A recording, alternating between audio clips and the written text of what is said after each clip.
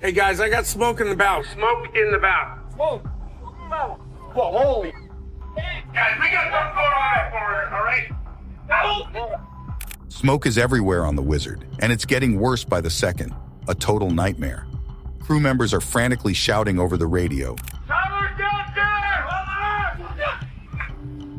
We can hear him screaming from down there. Can you get down there or no? Urgently repeating warnings of a fire, making sure the danger is clear to everyone. On deck, it's total chaos as everyone scrambles to find Tyler. He's got the fire extinguishers, but he's stuck below deck. Can you see it? Tyler! Get him out of there. He's getting the sling on right now. His shouts echo up, adding to the panic. What if they can't reach him in time? Join us as we dive into the fiery chaos aboard the Wizard. Crisis on the Wizard, confronting smoke in compartment B. In the middle of a stressful moment on the Wizard, the crew confronts a sudden crisis. A crew member alerts everyone about smoke in compartment B, indicating a serious issue on board. The sense of urgency escalates as the message is repeated, emphasizing the severity of the problem. The situation intensifies as another crew member urges quick action, pushing the team to react swiftly.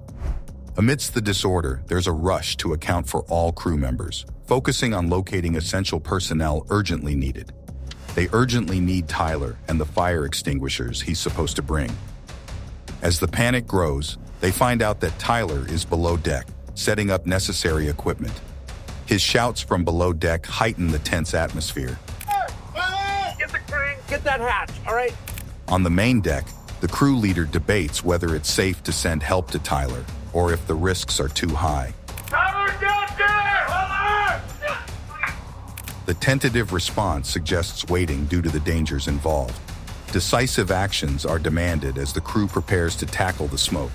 Commands are issued to get safety equipment ready and to open up the hatch. A crew member calls for help to disengage from his current task, highlighting the need to mobilize all resources promptly. Yet the crisis isn't over.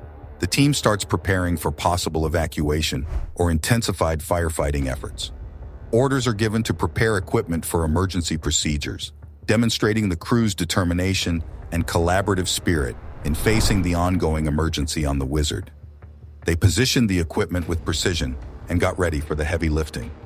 With a sense of urgency that permeated the air, they exerted all their strength to pry open the hatch. It required a collective effort, their muscles tensed, and faces grimaced as they worked in unison. The moment the hatch was removed, the situation escalated dramatically. An immediate evacuation was necessary, adding to the chaos of the moment. They hurried to wrap a sling securely around the individual in need, each second dragging on as they struggled with the urgency of the task. Eventually, they successfully lifted the person out. We got him? Get him inside. Close that thing up. Close the hatch. Eliciting cheers and applause from the onlookers. Without wasting any time, they brought the individual inside and swiftly sealed off the area to contain the fire that threatened them all. After a brief, heavy silence, a voice rang out clearly, declaring the safety of everyone involved. The emergency had passed, and the team breathed a collective sigh of relief, steeling themselves for whatever challenges might come next. The operation was in full swing as the team set about their tasks with precision and urgency. Voices echoed in the bustling environment, coordinating every move with care. "Let's get him in," one team member called out, Gee, help get him in there. signaling the start of a critical procedure. Shortly after, confirmation came from another. "We have a head, we have everybody," ensuring that all necessary personnel were present and accounted for. The focus then turned to Tyler, who was being carefully positioned for the next step. Hold tight as the action heats up. The fractured team's mission. As they proceeded, a brief moment of frustration arose. "Take your thing," one of them snapped, a sharp command that broke the rhythm of their collaboration. However, it was quickly resolved as reassurances were exchanged. "It's all right," they said to each other, calming nerves and refocusing on the task at hand. Expressions of gratitude were shared as they prepared for the next phase of their mission. "Thanks, sit back," they told one another, acknowledging the efforts and teamwork that had smoothed out earlier tensions. The environment was charged with a shared sense of purpose, each member knowing the importance of their contributions. As they geared up for a deeper dive into their mission, the background music added a layer of intensity to the scene. Well, there's a good first pot for the last pick. They were all set to go down and retrieve a crucial component, a simple trailer line that was essential for the success of their operation. This piece of equipment was vital, and the air was filled with determination and an unspoken understanding of the stakes involved. The team worked together seamlessly, each action and decision building on the last. With careful coordination, they maneuvered through their tasks, the unity and efficiency of their efforts evident. The atmosphere was one of intense focus, each member tuned into the needs of the moment and the requirements of their collective goal. As they continued, the importance of their mission remained at the forefront of their minds.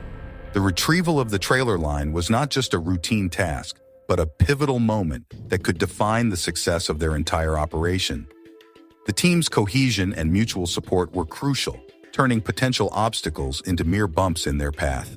With each step, they demonstrated the power of teamwork and the significant impact of collective effort in achieving challenging objectives. Everything seemed normal until a massive fire erupted suddenly. The CO2 fire suppression system activated promptly, offering a brief respite from the immediate danger. As the smoke began to clear, the extent of the damage remained uncertain. Among those caught in the vicinity was the young son of a cherished friend whose safety was perilously close to being compromised. This harrowing thought lingered as everyone present awaited confirmation that the threat had been fully neutralized and that no further harm had come to anyone involved. The atmosphere was tense with hope that the ordeal had ended without serious injury. And then there's the emotional toll. Nearly losing someone so close is a reminder of how fragile life can be. As we wait, the worry about what we'll find below grows stronger. All we can do is hope that everyone is safe and that the worst is behind us. The sight is always amazing. It's stunning, and you never get tired of seeing it, no matter how many times you look. It feels like a real deal, costing just $700 or $800, a true joy to see. But then, the mood changes as the lights flicker and dim. The room fills with tension as everyone realizes something is wrong. The darkness grows deeper, making the situation more urgent. Everyone starts scrambling. Someone grabs a flashlight, trying to bring light to the dark room. The atmosphere is thick with fear and urgency. The air was thick with tension as the crew faced a serious CO2 problem on board. "This is a big one," someone shouted, the urgency clear in their voice. As things got worse, they found another issue. The bottom of the stairs was damaged. "We don't have any fire," came the worried confirmation, showing they weren't ready for a fire outbreak. Uncertainty looms as the dust settles. The crisis aboard, the Northwestern, navigating chaos and communication. The midst of turmoil, a voice broke through the tension, seeking guidance from Rick. The need for communication with the broader world became paramount as the situation escalated. An attempt was made to broadcast their location and current state, with the hope that the information would reach the intended recipients. "Vessel setting gear," echoed across the radio waves, a beacon of their position. The voice persisted, strained yet determined, announcing their approximate distance of 4 miles to the northwest, striving to pierce the veil of static that filled the air with uncertainty. Each transmission was a desperate plea for connection and clarity in the chaos enveloping them. The 46 for quite a ways. That's where the best numbers are. I say we go back, bring some over here, and see if we hit the mother load over here. Back on the ship, the engine room was a flurry of activity.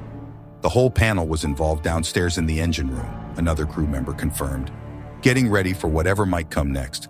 "Okay, I'm ready," they declared, bracing themselves for the challenges ahead. "Open the front door," one of the crew members commanded with determination.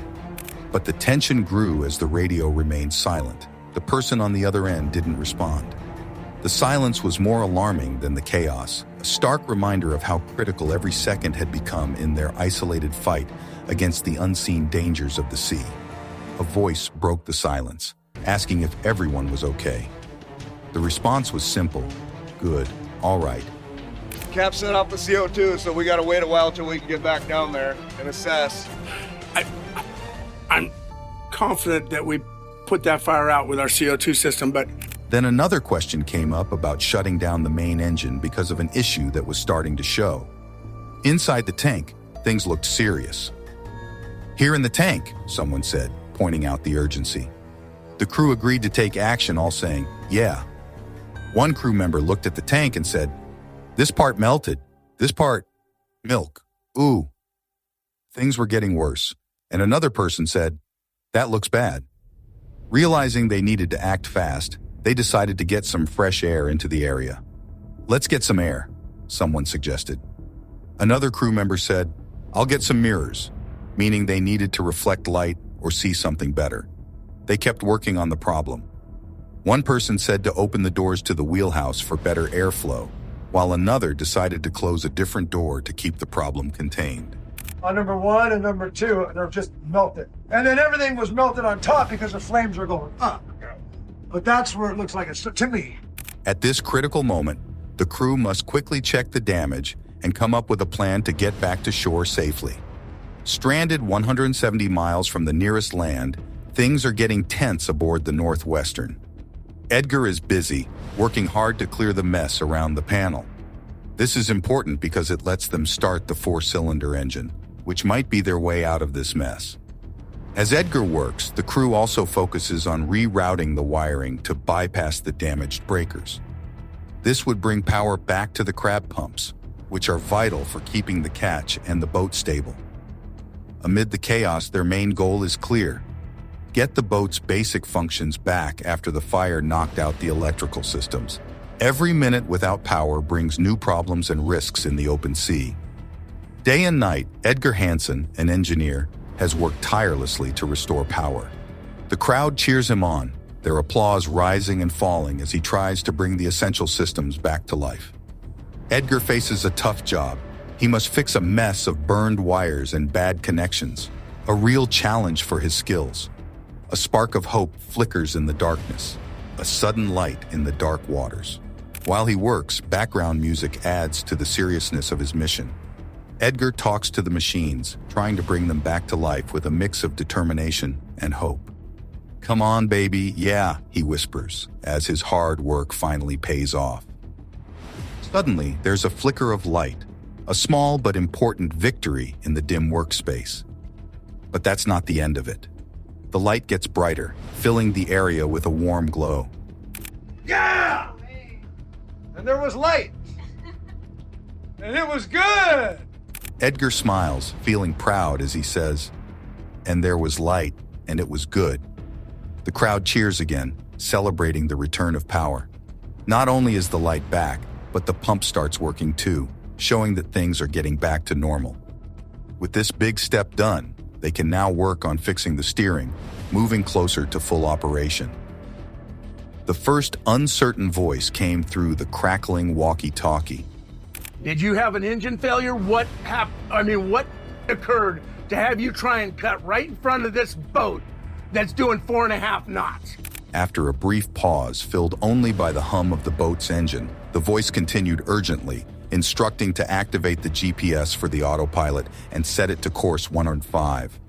As the boat moved through the dark waters, the crew tried to keep their bearings, watching the dim glow of the GPS numbers. Suddenly, a sharp exclamation broke the silence, followed by stunned quiet. A light had flashed across their path, intense and brief, lighting up the night for a split second. The commands to steer left came quickly and urgently. The crew was confused and curious about the strange light that had appeared right in front of them. It wasn't just a reflection or a trick of the light. It was something unusual. The middle of a chaotic scene, confusion spread quickly as a series of unexpected problems came up. The team, caught off guard by a sudden issue, rushed to understand and respond effectively. The room was filled with a mix of low background music and urgent movements, adding a strange feeling to the unfolding crisis. As they looked into the problem, it became clear that a critical error had happened, leading to an electrical problem. This error set off a chain reaction, making things even more complicated. The tension in the air grew thicker as team members pointed out flaws and hurried to make adjustments. But this wasn't the worst part. Almost at the same time, a new challenge appeared. A small fire broke out. Finding the fire added to the urgency, pushing the crew to multitask under pressure. They quickly grabbed fire extinguishers while also handling their main tasks, showing their ability to manage multiple emergencies at once. The leader of the group took charge, giving clear and calm instructions to get through the crisis. He told the team to change their positions and manage the controls to stop any further problems. His leadership was crucial in keeping order and making sure every team member stayed focused and effective in their roles. Yet, there was more to come. As the team changed their strategy, they kept communicating and coordinating their actions. This teamwork was key to managing the growing challenges effectively. They backed up, reassessed the situation, and got ready for the next steps, showing their ability to adapt and stay strong. During this intense time, safety remained a top priority. The team was constantly reminded of the dangers around them, especially when handling equipment that had become dangerously hot. These reminders were critical in preventing more accidents and keeping everyone safe. Still, there was another twist to the story. From chaos to calm, new challenges await. Triumphs on the open sea. Gradually, the team started to regain control. Small wins in managing the crises boosted their confidence and morale. Each successful move brought relief and a new sense of hope that they could overcome the challenges. That's a big man to get towed across the deck by a set of bags. I haven't been zipped across deck like that without a wave being involved. Finally, as stability returned, the team's confidence grew stronger. They had managed to navigate through the chaos with precision and teamwork. The successful end to the crisis highlighted their skill and unity, proving their ability to respond to unexpected challenges with calm and competence. This experience, though stressful, showed the crew's preparedness and capability. It reinforced the importance of training, quick thinking, and cooperation in critical situations. As the dust settled, the team took a moment to reflect on their actions and the lessons learned, ready to use this knowledge for any future challenges. The manual had just been retrieved when the calming background music began to play, setting a serene atmosphere. Mandy was quickly summoned to take over the watch. With an urgent gesture, she was called to action. As she approached, instructions were given smoothly, guiding her to maintain the setting at 104. A specific spot was designated for her to sit and take the helm. Shortly thereafter, confirmation was provided that she was in the correct position. The next direction was to adjust the rudder carefully. Her performance did not go unnoticed. Appreciation for her excellent handling of the tasks was silently acknowledged. Every day, Edgar's abilities amazed those around him. Despite his lack of formal education, a point often noted in hushed tones, he possessed an incredible skill set. Like many seasoned fishermen, Edgar had honed his expertise through years of braving the sea. He learned to navigate through both stormy weather and tranquil waters, developing a mastery that no classroom could impart. His knowledge was vast, rooted in real-world experiences and the relentless challenges posed by the ocean. Each wave and wind pattern was a lesson, each day at sea a step further in his education. This deep understanding allowed him to excel in a way that formal schooling never could have provided. The tasks became routine as we continued our journey, but Edgar's unique approach kept things interesting. His techniques, often unusual but effective, made handling the equipment seem almost like art. Each motion was precise and purposeful. It was clear he treated the sea with respect, almost like a dance partner. They never went to school. Instead, they learned everything from their own experiences and by making lots of mistakes. Learning this way is slow because each time they fail, they have to start over, figure out what went wrong, and try again. All right, enough of that. Check your boat for damage. I hope you're okay over there. I am checking my boat for damage as we speak. They learn by taking things apart, seeing how everything fits together, and then putting it back together. This hands-on approach helps them get better each time they face a new problem. For example, there was a time they worked on the F-pump. It wasn't working, and they had to figure out how to fix not just that one, but all 3 pumps they were responsible for. Through trial and error, they finally got the systems up and running. "Oh, we've got it all sorted out," one of them said with relief. "I'm off to Dutch Harbor now." "Okay, good job," responded another, appreciating the hard work and skill it took to solve the issue. This way of learning might seem tough, but it's effective. They gain not just knowledge, but also confidence and the ability to tackle even bigger challenges in the future. Each success builds their skills more, making them experts in their field, respected by their peers for their ability to handle complex situations with competence. But this wasn't the hardest part.